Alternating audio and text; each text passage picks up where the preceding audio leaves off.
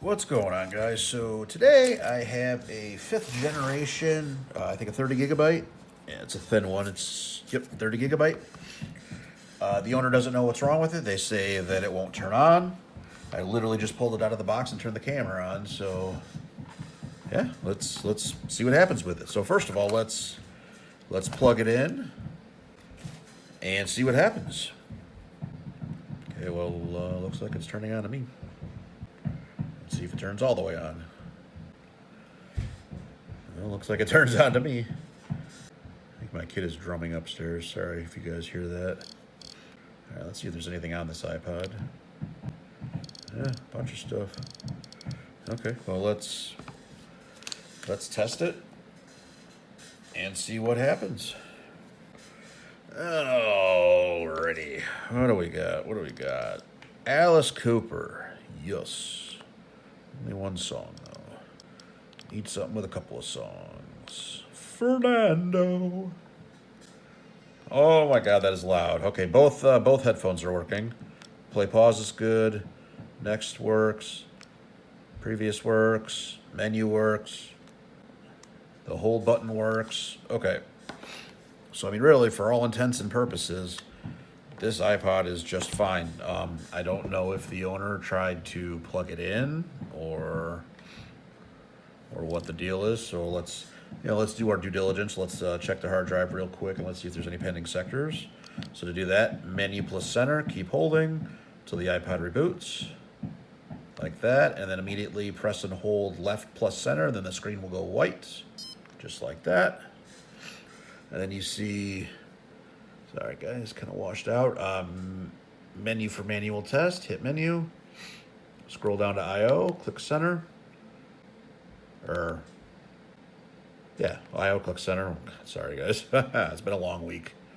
Then scroll all the way down to hard drive, HD smart data. And sorry if I sound like crap. I just got a cold. Come on, open. Okay, 0. That's odd. Where's the rest? Because there's usually like a whole mess of data. Like there's pending sectors, there's reallocated sectors, there's retracted sectors, and then there's a little bit other information. I don't really know why it's showing just the realix. The hard drive might be bad too. Oh, okay. So this is not. Oh, okay. So this is an aftermarket. Okay, so there's a 120 gigabyte. There's a 120 gigabyte M SATA in this guy. Okay, let's reboot it. And to get out of this, just menu plus center, and then the iPod will reboot.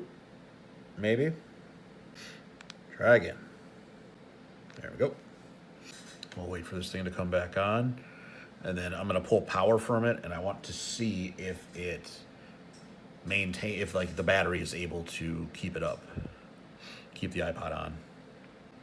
Because that'll tell me then if, the battery's completely shot or, good stuff like that.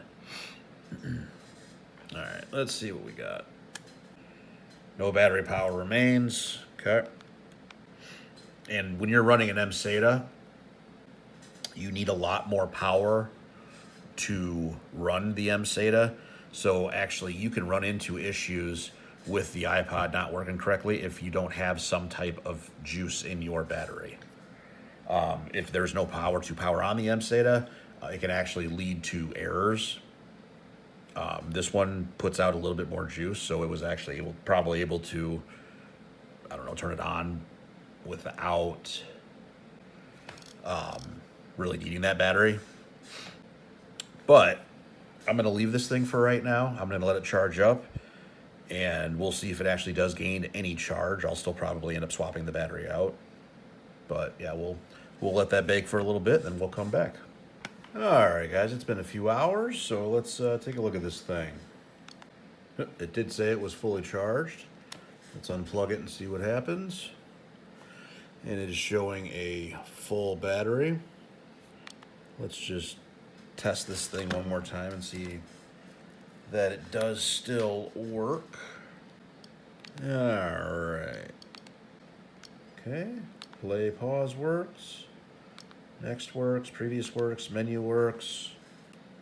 Hold switch works, and we have both ears. Okay, well, I don't see what's wrong with this iPod. I mean, I don't know if they just didn't charge it or if their charger was bad. I'm not really sure at this point. So the next thing I'm going to do is I'm just going to let this thing play for a few hours, and I'm just going to, just check and see what the battery does and go from there. So I'll see you back in a minute. All right, I've played about 40 songs on this thing, and the battery indicator has not gone down at all, so I can't find anything wrong with this iPod. So I don't know if maybe their charge cable was not working or what the deal is, but whatever the issue is, I can't seem to replicate it. So here we have it, the most boring iPod repair that I've ever done. I'll probably put some type of "don't click on this title because it's stupid." So it's your fault for clicking on it. So yeah, but anyways, that's it. If you guys found this content interesting, drop a like, comment, all that good stuff, and I will catch you guys on the next one. Have a good one.